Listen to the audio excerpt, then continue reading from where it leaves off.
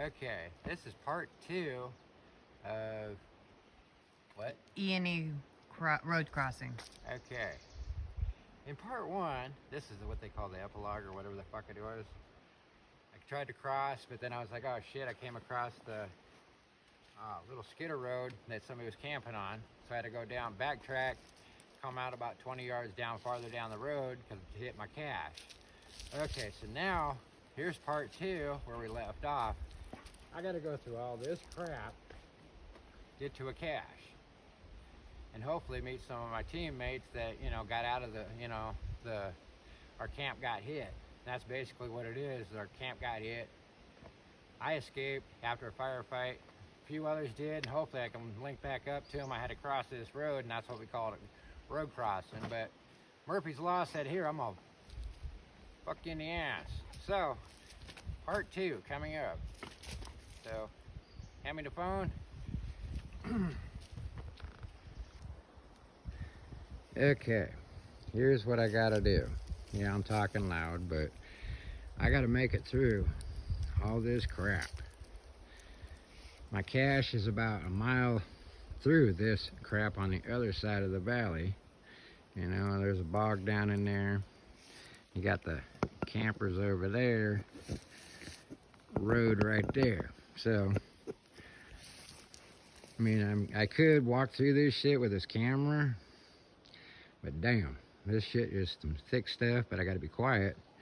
So, you know, I'm gonna try to do it. And look, little hoppy froggy. So, you know, when you're walking through this fun stuff, especially if you just went through that's the scenario. This stuff is extremely painful, and if you had to avoid people and stuff, best thing to do is put some distance between you and them, but you don't want to get too far off your course to get it. So this is what you would have to get. But you see that hole right there, and that's an elk trail. So the best thing to do would be that. But the thing is, I'm so close to that road, but worst case scenario, I would hear it, hit it, hear anything coming up or down, getting away from the campers, which possibly could be somebody that hit us. So your guard would be completely up. And the thing is, yeah, you want to get to your camp, or not camp, but your cache, knowing your time's limited, but you remember, you got to be quiet. So, you know, I'm going to head this way. Like I said, it's going to sound loud because of this phone, but this phone picks up. It's like dog's ears. Here's an ant farting at 100 yards.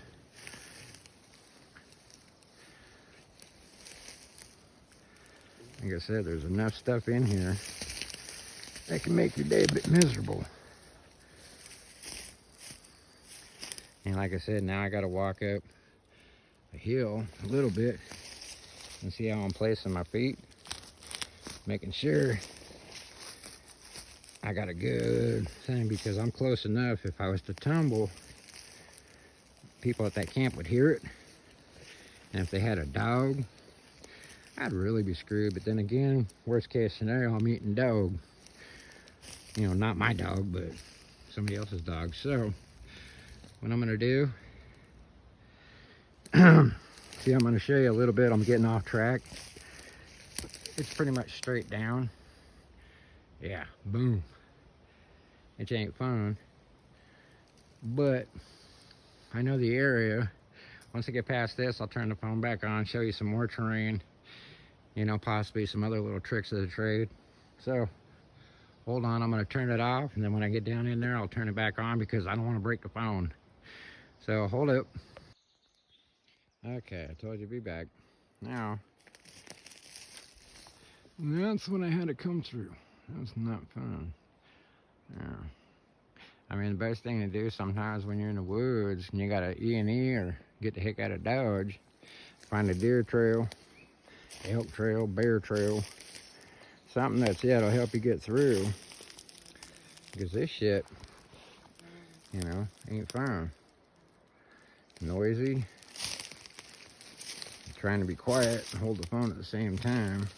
Almost, you know, other things. Same time I'm down here doing these videos, there could be somebody else down here making videos, and that's the last thing I want to do is run into somebody else, or a bear, or an elk. Like I said, you're gonna make noise, but best thing to do is, you know, make a couple steps and then stop. A couple steps, then stop. A couple steps, then stop. It's like right now, I ain't got no threats on my ass, so, you know, it's like, hey, I ain't got nothing to worry about. But at the same time, there could be a threat because I'm coming down to a big water source. I know there's beaver down here, deer, elk, bear. God only knows what else. Like I said, the way things are going, you never know, I might come across a homeless camp, you know. God only knows. But I'm cool with everybody, so as long as they're cool with me, ain't no problem. So, see what I mean by noise? It's not as loud as you would think. I mean, me talking's louder than me snapping and snapping. Ugh. Yeah. So, now, what I'm saying is, across this meadow, one time it was a meadow, but now it's a beaver pond. All kinds of cool stuff in here. Got a backtrack, and I do know I can use the terrain for my benefit, and I'm going to turn it off until I get over there, and I'll show you what I mean by using the terrain as your benefit. So bear with me, I'm just giving you a little bit of what it looks like, so hang on, back in a sec. Okay, and we're back. Now, this is what I mean by your terrain, okay, down in swampy areas. And this stuff, you got to be careful with what's underneath. Like I said, you don't want to be breaking stuff and making a big ass trail. So, you know, I'm like pushing stuff aside. That's what you want to do. At the same time, you're looking for like possible booby traps, animals, bees nests, yellow jacket nests, all kinds of fun stuff. But you don't want to step on. You know what I'm saying? You see all these couple things that'll mess your day up. You gotta step over them. Come through. Like I said, you see how this is? Push through it without trying to break it. Best you can. Because, yeah, that's my trail. You know, you can't really make it out. I mean, you could. It looks like a deer. And that's what you want to do as best you can, is make it look like another animal kind of went through. Because this is a water source. The only problem is it's like really mushy. Like I said, you know, stuff's a pain. I mean, it's almost as tall as I am.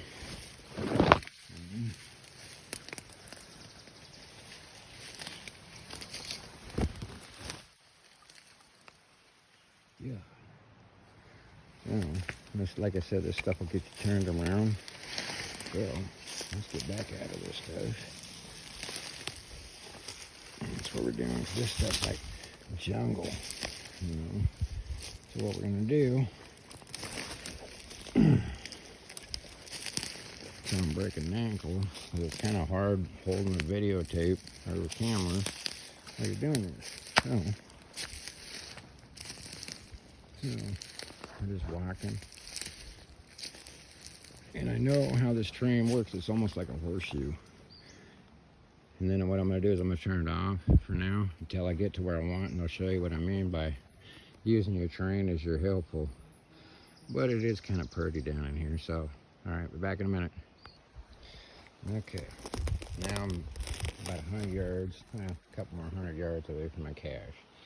That's what I mean by using a train. Okay, there's a slight incline all the way along to where I got to get my cache. We came up with a scenario of, you know, the campers being on that road was because that's the road we're camped on. And we have dog with us. And if I can defeat dog by keeping the wind blowing away from me, not towards them, or if I can keep my silence down, because I'm about, I don't know, 50 yards away. Yeah, and that dog can smell and hear shit. so I got to be quiet. But I'm using, like I said, I'm using the terrain to my advantage. So it's a rolling hill. So if any kind of scent's going to go up, sound's going to go up. But if the only way I'm going to slip is if she catches my ass. So I'm going to try and walk through this crap holding the phone. So let's see what happens. You know, like I said, low, quiet, secure your footing. You know, like I said, it does sound loud, but it ain't too bad. But trying to hold this phone while doing this is a pain in the ass. So what I'm going to do is skirt along.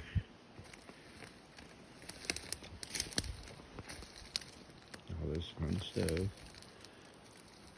Remember, if you got to go through branches, move the damn thing. Try not to break them, because that sound echoes. And then like right today, it happens to be windy. So like when the wind moves, you move. You know, and the wind's blowing in my face, not towards them, which will work. So, you know, like you walk a little bit, stop, walk a little bit, stop. You know, because if it was, you know, they were part of that group that hit our group, you know, I'd have to engage. Like I said, this is all hypothetical. You know, these are the things that you got to think about. See, as I'm walking, like I said, right there, you know, down that way, it's a deer trail or elk trail, and that's what I'm going to be following. At the same time, yeah, I got to watch what's in front of me, but I also got to watch what's on the left of me. Because all it would take is, you know, a real case scenario of one shot, boom, I'm started, bye-bye. And I don't want that. I want to get to my cache and try to link up with my group. And hopefully I'm not the only one, because there was quite a bit of kids. You know, like I said, this is all hypothetical. So, you know, it's like watching a movie. You know, I don't know, whatever you want to call it. It's a pain in the butt, but it's fun. At the same time, you're testing your skills against a shepherd. You know, and those damn things can smell and hear a mile away. So, I guess, okay, I think I'm pretty much past them. But, like Murphy's Law, never assume, because you wind up making an ass of yourself. So, can you get in there? Yeah. Right there, that's a deer trail. It looks like it's been pretty well used, too, which is cool. So, you know, I gotta cross over this way and around, and then as you might be able to see, it kind of goes up. You know, like I said, it's like almost like a bowl in here, but I got to get on the other side, so I don't want to have wasting too much time showing you all this fun stuff. So we made it past the worst part of, you know, that camp with the dog. So, you know, which is my dog, and if my dog even caught wind of my ass, she'd be in here so damn quick wanting to play. So looks like I got one up on her. So, but she likes to play, oh, I'll get you back later. So we'll see what happens. So I'm gonna get to the cache and then go from there. And then when I get to the cache, I'm gonna turn it back on and see what happens. Because my woman left a surprise, make it more exciting of a video. So hold on. Okay, remember, this is all hypothetical, you know, made up bullshit just for training things. Okay, so I made it to the cache. As you can look, yeah, where we have it wasn't buried, you know, possible hollow log, but, you know, leave that to it is. This is what I came across when I came to the cache that I thought I could resupply. Got a bottle of water and a little note, you know, which basically says, they took out Meg and Joe, and I have their little ones with me, grabbed cash and went to Rally Point B. Left you some clean water. Sorry, hope to see you soon. You know, Alexa. So, as the storyline goes, you know, now I'm off to Rally Point B. At least I got water. Murphy's Law just done bit me in the ass yet again. You know, something, a bad case scenario went too worse. Just because I thought I had caches close by, now I have to go to Rally Point B. Or I can go to other caches, but it's seeing how I do know somebody made it out, and little ones, you got to help them out. And seeing how it's a, you know, female, you know, I'm not dogging on females, but, you know, men do what we do. We protect and provide. And she got two little ones, they got the food. So, and Rally Point B is only, a couple more miles away. So I'm going to get there and, regroup, and we'll figure something out. But at the same time, I got the campers up top. What would you do? Is it possible, possible scenarios, you're the one that's going to make the decisions.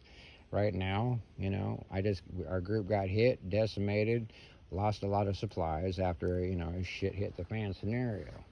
Okay, we have caches, yep, big old firefight, and yeah, from the looks of it, only a few of us made it out. So that means, yeah, there's more supplies for those that lived, but the possibility, because of the range and terrain and how close this group of campers are, what would you do? Would you, make it to Rally Point B, or would you go to another cache, or would you go, hey, it's payback time, because from the looks of it, it was just, a woman and her kids and a possible dog, but yeah, there was a dog because, dog's up there. So I'm looking at it this way. I'm hungry. I'm frustrated and pissed off. This is where you got to learn to have self-discipline and self-control. Now, okay, I've already checked out the campsite up there. Yeah, it looks like, because I heard something, when's daddy going to come home? Why did they have to do it? And mommy's explaining, hey, we need food. It's every family for itself. So I know what their intentions were, and I'm proof positive, yes, they were one of the families that hit us.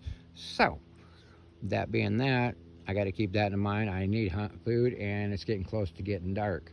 Okay, it's, yeah, I know it's sunny out, but it's supposed to be dark, so I'm going to camp here, or, those are your scenarios, what you could possibly do. So there's more videos that I can make and then throw out more ideas to get you thinking, because this is the dark side of, if something happened, and I hope to God it never does, but, it is what it is. It's kind of like a movie in the making, possibly. We'll see. I'm trying to figure out who would play me. Maybe Mel Gibson. Yeah, that might work. We'll see what happens. But until then, have fun, get out and play. Enjoy. Bye-bye. Say like and subscribe. Good girl.